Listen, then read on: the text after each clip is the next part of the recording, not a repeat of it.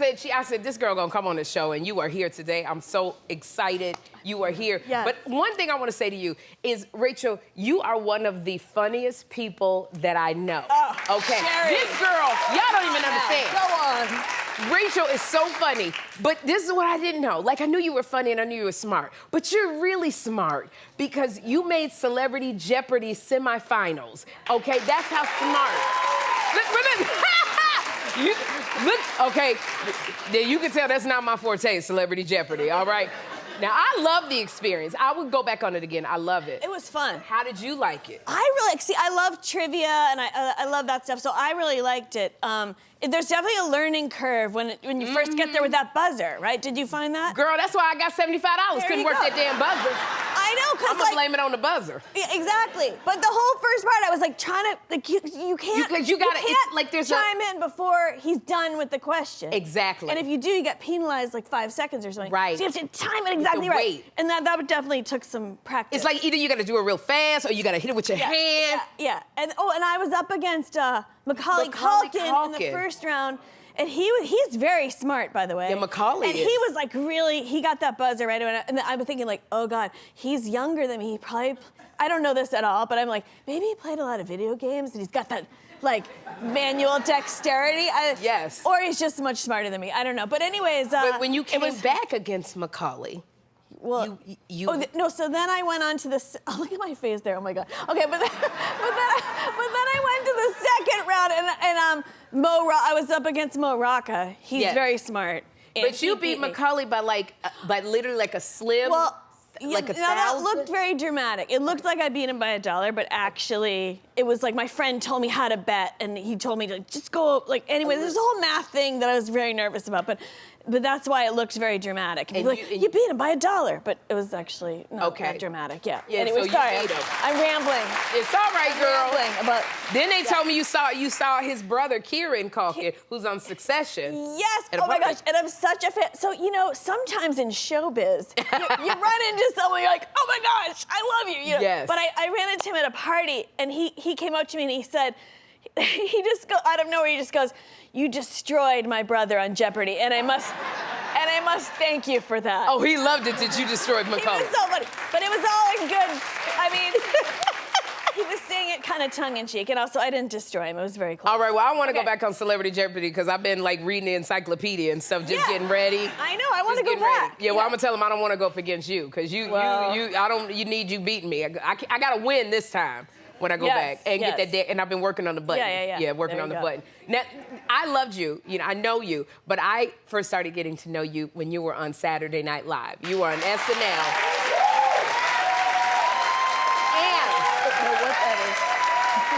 Like, you were so funny on SNL, and that was your big break. So now SNL has been on the air. They're celebrating their 50th season.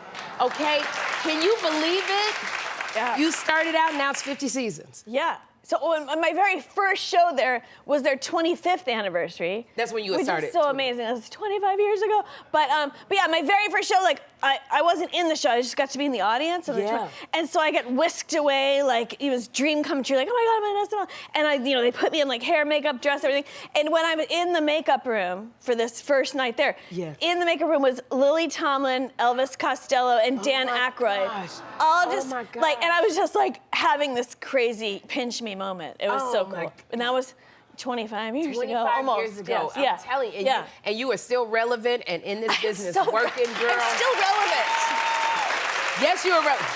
Because we work together, and I'll be cracking up every time you and I work together. Yes, so fun. I know I have pinch me moments when I'm with certain celebrities. Yes. You had a pinch me moment with Sarah Jessica Parker. I did. Okay, now you must know what this like when you do something where like. It's something you watched and starting out, and you were nobody, and then you're watching, and then there you are working with the person. Right. I get very tongue-tied, but I got to be on an episode of And Just Like That. Yes. And I was in a scene with SJP, as I call her now. No, and I was in a scene with her, and like while I'm trying to do the scene, I was also like, I'm in a scene with Sarah Jessica Parker. It was two levels of, but so we were shooting in this hotel. Sorry, I'm like. going off. Okay, we were shooting in this hotel, and there was a bar downstairs. And at the end of the day, she's like, "Oh, I'm gonna go get a drink at the bar. Do you want anything?" And I ordered my normal. I was like, "Well, sure, I'll have a margarita." And then she's like, "Well, I'm gonna get a Cosmo." Oh, and I was like, "Oh, I have to get a Cosmo because that's the Sex and the City." So then I had a Cosmo with SJP. You had a Cosmo with SJP. I know. That's like.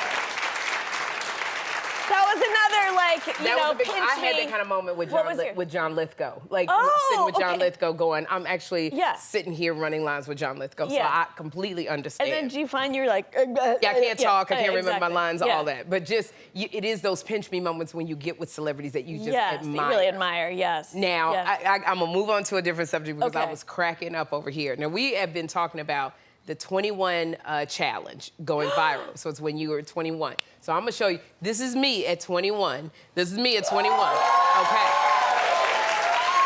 Now, Hottie! Well, this is what's so funny, because I said, we gotta find a picture of Rachel when she was 21. So we found this photo of you in college, right here. Now, I wanna know.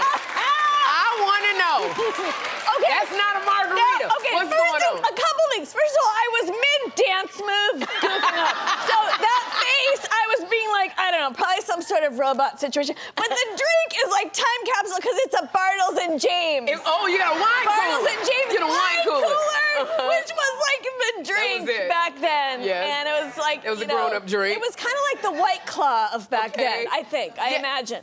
What's going on with your hair over here? My hair, okay. So my hair, so I walked into this hair salon that year, and I said this, do whatever you want. Oh, that was I've never done that. Clearly, they chopped the whole thing up, but I was actually kind of okay with it. I literally would be walking around with my friend, and they'd be like, "Is that your little brother?" Like, because I looked like a kid brother. Yes, you for did. The hair, and that's why I didn't really date in college. Although I mean, whatever. Nowadays, that haircut would be pretty cool, I think. But this right here, you look like a little bit of a rock star, but you also remind me of the actor Timothy Chalamet. Okay, yes. Okay, this right here, y'all look alike to me. Because someone said that on Instagram, and I look like, yes, I can see that. That's not a good picture of him, though. No, he looks different. Yeah, he looks different, yeah. He didn't got with Kylie Jenner. She didn't fix him up and everything. Okay, yeah. Anyways, I could see the Chalamet resemblance, girl, but that's what you look like. You still cute at 21, girl. You still really cute. I like it. Now, this is what I like.